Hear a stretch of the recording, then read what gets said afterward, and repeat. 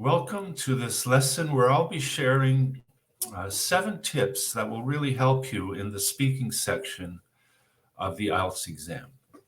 In the speaking section of the IELTS exam, there are 3 parts. The first part is where you meet the examiner and answer some personal questions. And in part 2, you'll be given a topic and you'll be asked to speak for 1 to 2 minutes. And in part 3, you'll be asked some follow-up questions on the same topic where you'll be asked to speak more generally and share your opinion about the topic of the speaking section. But in this lesson, I want to focus mainly on part 1, section 1 of the speaking test where you meet the examiner. And I want to give you 7 tips for improving your answers and getting the score that you need and getting through this section effectively. So let's start off with just a few general tips before we get into some specific pointers for improving your answers. The first thing you'll want to do is take this opportunity to get relaxed and stay calm, because you'll be meeting this examiner for the first time.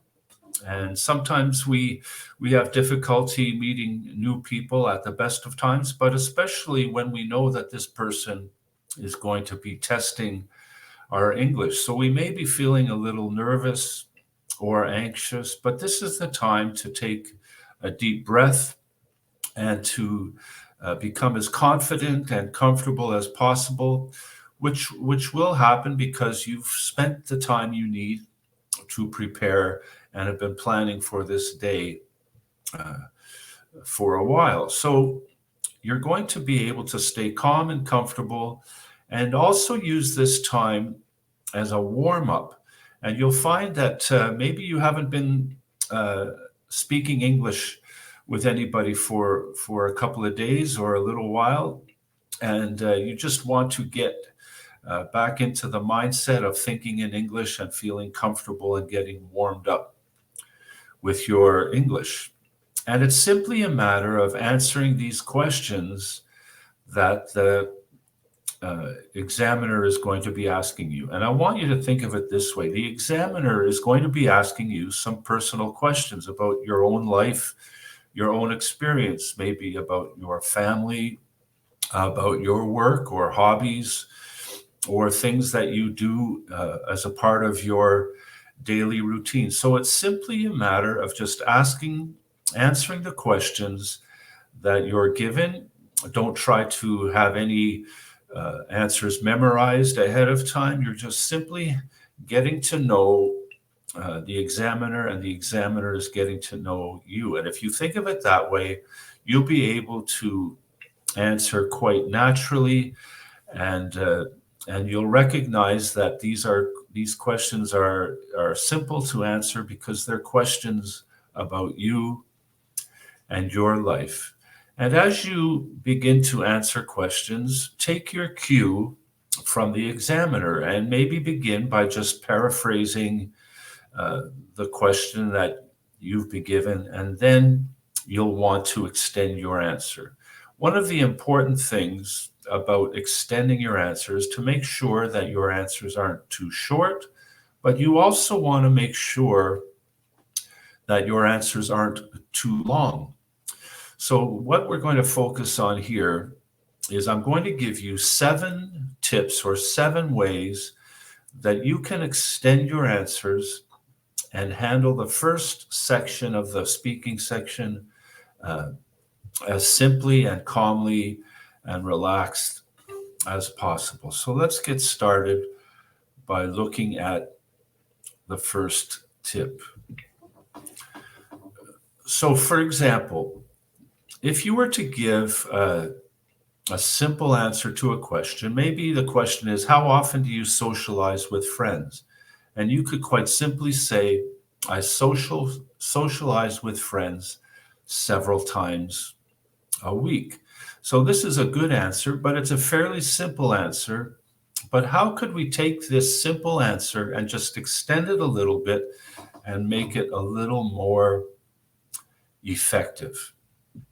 First of all, we could add an explanation for our answer. And this is one of the simplest and easiest ways to add extra information. And it's just to include an explanation. And we can use some of our connecting words to extend our answer. For example, I socialize with friends most evenings after work and at weekends because I live on my own, which often gets me down. Going out with friends or having them around me means that I don't feel so lonely. So provide that simple answer, but just add an appropriate explanation. A second way that you can extend your answer is just to combine some other details with the answer. You want to be careful that you don't give too many details, but just adding an extra detail, combining a detail with your answer can improve your answer greatly. So you might say something like, during the week, I generally meet up with friends 2 evenings after work and on Saturdays. I go shopping with my best friends.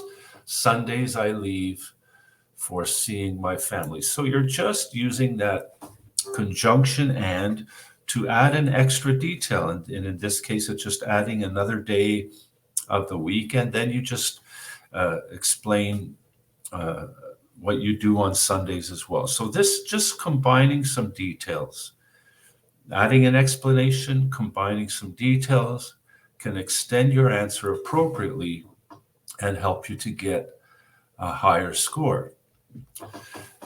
Another great way to extend your answer is just to give an example.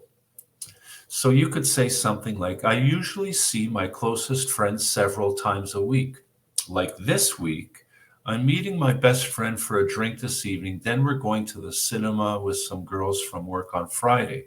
And on Saturday, we're all meeting up at a party. So all you're doing is giving a specific example from your own life. It's not even something that you have to make up, memorize ahead of time, or have any previous preparation for. You're just speaking naturally and sharing something from your own experience. Number 4 is to discuss and talk about how often you do something. And this is frequency. And the words that we use to express frequency are called frequency adverbs. And we use these quite often. Words like always or usually, normally or generally. And an example of an extended answer using an adverb of frequency is something like this. I normally see friends most days of the week, especially my best friend who I generally catch up with after work. At the weekends, a group of us often go to the park to play football or chill out. So just by adding these simple adverbs of frequency are a very effective way to extend your answer for speaking section part 1. Number 5 is to add a contrast. And we can use connecting words that express a contrast, and we can use these to extend our answers. And these are words like but, although, however, even though, despite, and while. And an example of an extended answer using these simple contrast words is something like this.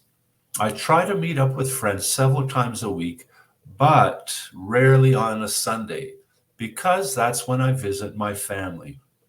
However, every few months I cook a barbecue Sunday lunch and invite both my friends and family around. So this is just a simple way to add that extra information, to add an explanation or even an example, but to use a contrast. And it's just a very effective way to, again, naturally extend your answer. So let's look at number 6.